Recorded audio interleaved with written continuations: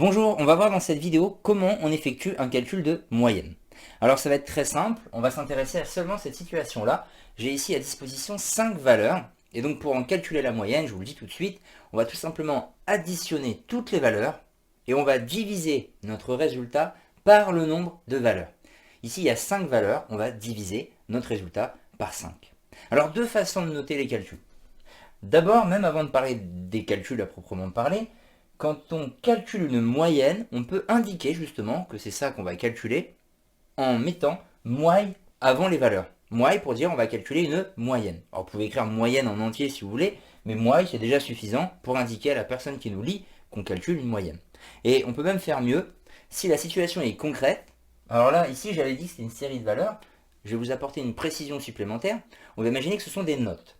Donc si ce sont des notes, la situation elle est concrète, on peut indiquer qu'on calcule la moyenne de notes. On le met en indice. Si c'est par exemple des tailles qu'on nous donne en centimètres, on peut dire qu'on calcule la moyenne de taille. On va écrire moyenne et taille en indice. Voilà, ça précise vraiment absolument ce qu'on calcule. C'est très bien de faire ça. Il n'y a plus qu'à procéder à l'écriture des calculs. Je vais donc écrire 15 plus 12 plus 9 plus 17,5 plus 11. Et je dois ensuite diviser par 5, par le nombre de valeurs. Donc j'écris divisé par 5. Seulement, si j'écris ça ainsi, ça ne va pas fonctionner. Là, je ne vais pas calculer la moyenne. Pourquoi? Parce qu'il y a des règles de priorité qui me disent que dans un calcul, s'il y a des additions et une division, l'opération que je dois faire en priorité, c'est la division. Et du coup, ici, je devrais faire 11 divisé par 5. Ce n'est pas tout l'ensemble qui est divisé par 5, si j'écris seulement ça, qui est une erreur. Il faut que je pense, évidemment, à rajouter des parenthèses pour signifier que c'est tout ça qui doit être fait en priorité, en premier, donc on fait toute la somme, et ensuite on divise toutes ces sommes par 5. Alors c'est une première manière donc d'écrire le calcul. Moi je vais vous montrer celle que je préfère. C'est pas celle-ci, justement parce que celle-ci me demande de faire un effort lorsque je le saisis à la calculatrice, c'est de penser à mettre les parenthèses. Et des fois on oublie, et du coup on aura faux. Alors que ma rédaction préférée, c'est plutôt de passer par une écriture avec une fraction. Je vais écrire pareil, que je calcule une moyenne de notes en indice, mais avec une fraction. Qu'on trace avec la règle, quand on fait écrire ça, c'est une très grande fraction, ça fait vraiment pas propre de le faire à main levée. Là, c'est pour gagner du temps. Donc, on écrit la somme, 15 plus 12, etc. Et on met en dessous le 5 divisé par 5. Et ça, on est sûr de ne pas l'oublier. Donc, c'est une manière justement de ne pas commettre d'erreur, de passer par la fraction. D'ailleurs, c'est ce calcul-là que je vais vous montrer à la calculatrice. Mais vous pouvez saisir celui-ci, bien sûr, avec les parenthèses, mais il faut y penser. Donc, on appuie sur la touche fraction. On arrive en haut au numérateur et on va taper toute la somme. 15 plus 12 plus 9 plus 17,5 plus 11. Et après, avec les flèches, les touches là, on va appuyer sur la flèche du bas, on arrive au dénominateur. Et donc on peut taper 5, on fait entrée, on appuie sur SD si on veut le résultat décimal, on trouve ici 12,9. Alors je vous précise, quand vous êtes dans la fraction, justement les flèches vous permettent de naviguer dans la fraction. Voire même d'en sortir, si vous appuyez sur la flèche à droite, donc vous en sortez, et donc vous pouvez retourner en rappuyant sur la flèche de gauche ou la flèche du bas, vous essayez, mais les flèches ça permet de naviguer dans la fraction.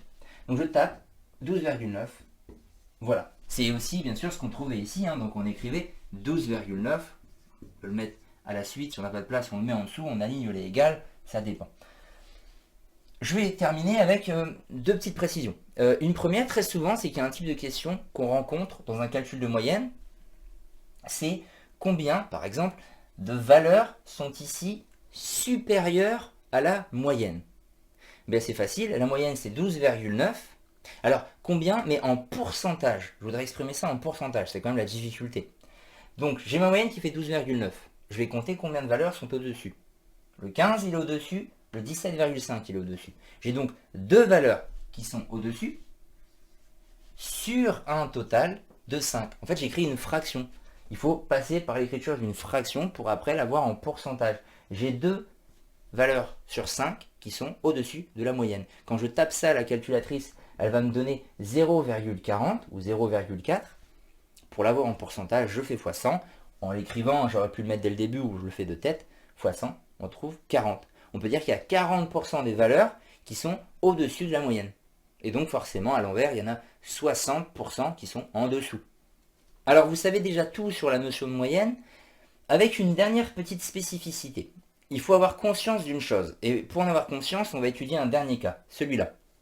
Quand on va calculer la moyenne ici, donc je vais plutôt l'écrire avec la fraction, je lui ai dit que je préférais plutôt ça. Donc moyenne, avec la fraction, je vais écrire 0, plus 0, plus 20, plus 20, plus 20. Peut-être vous vous posez la question, est-ce que je mets les zéros? Parce que ça sert à rien. Additionner des zéros, autant ne pas les mettre. Alors c'est vrai, mais il y a quand même un intérêt à les mettre. Si je ne les mets pas, et que j'écris que 20, plus 20, plus 20, donc 3 valeurs en haut, il y a un danger, c'est qu'en bas, je ne mette pas le nombre de valeurs que j'ai dans ma situation. Que je ne mette pas 5, mais que je mette 3. Parce qu'en haut, j'aurais écrit 3 valeurs. Ce qui serait faux. Il y a bien 5 valeurs au total. Donc moi, je préfère les écrire en haut. Non pas parce que ça va ajouter quelque chose. Effectivement, ça n'ajoute rien. Mais c'est utile. Ça me permet en fait de ne pas avoir à trop penser. Je suis sûr de me dire, ah bah, il y avait 5 valeurs, j'en ai écrit 5. Bah, je divise par 5. Et je risque pas de faire une erreur et diviser par 3. Voilà l'intérêt de mettre les zéros quand même. Bon, on calcule ça, hein, c'est 60 divisé par 5, vous trouvez 12. Bon, alors pourquoi je fais cet exemple-là? Parce que pour le moment, ça ne va pas rajouter grand-chose. C'est pour vous montrer que une moyenne, ça a plus de sens, c'est pertinent, surtout dans des situations où finalement la moyenne elle est proche des valeurs qu'on avait, qui elles-mêmes sont plutôt proches les unes des autres. Là, ça a du sens. Concrètement, regardez. Ici, on pourrait faire comme commentaire, si on cache les notes, et que c'est la moyenne seulement qu'on connaît de l'élève, on pourrait dire, bon, bah, 12,9, bon, c'est un élève qui s'en sort pas trop mal. Bon, il ne brille pas, mais il n'est pas du tout perdu. C'est plutôt satisfaisant. Si finalement je regarde ces notes, je ferais plus ou moins le même commentaire. Je me dirais, 15, 12, c'est pas mal. Bon, 9, bon, il s'est un peu raté, mais c'est pas catastrophique. 17,5, c'est très bien. 11, c'est pas si mal. Voilà, globalement, ça représente assez bien la moyenne. Parce que la moyenne est proche des valeurs qui sont là. En revanche, dans une situation où la moyenne, qui est ici 12, elle est éloignée des valeurs de la série, et ça, ici c'est le cas. 0, c'est très éloigné de 12. C'est beaucoup, beaucoup plus bas. Et 20, c'est éloigné, c'est beaucoup plus haut. Elles sont toutes un peu éloignées. Bah, dans cette situation, la moyenne, c'est pas très pertinent. Ça reflète pas vraiment la situation. Si je cache les valeurs, imaginons qu'on les connaisse pas, qu'on nous donne juste 12, on me dit c'est la moyenne de l'élève, ce qu'on va dire, c'est que c'est un élève, bon, pareil, c'est pas si mal, il s'en sort, quoi. Bon, il travaille, il fait ce qu'il peut. On pourrait dire ça souvent quand on voit un 12. Alors que dans la réalité, c'est un élève, on peut le dire clairement, qui a rien foutu. Sur les 2 premières évaluations où il a eu 0, ça ne peut pas être de la compréhension. C'est pas possible, parce que derrière le 3 suivant, il a fait 20. Donc il est quand même très à l'aise s'il a eu 3,20. C'est que là, il n'avait pas travaillé. Pourquoi il y a une telle différence entre l'analyse là et l'analyse là, entre la moyenne et les vraies valeurs? Bah, c'est parce que c'est éloigné. C'est ce que je vous explique. Si les valeurs sont proches, bah, c'est cohérent. C'est important de le savoir, ça. Et en fait, on verra que dans ce genre de situation, il y a une autre chose qu'on étudiera en 4e, c'est la notion de médiane. Et là, les plus intéressantes pour ceci sera l'objectif d'une autre vidéo. Voilà.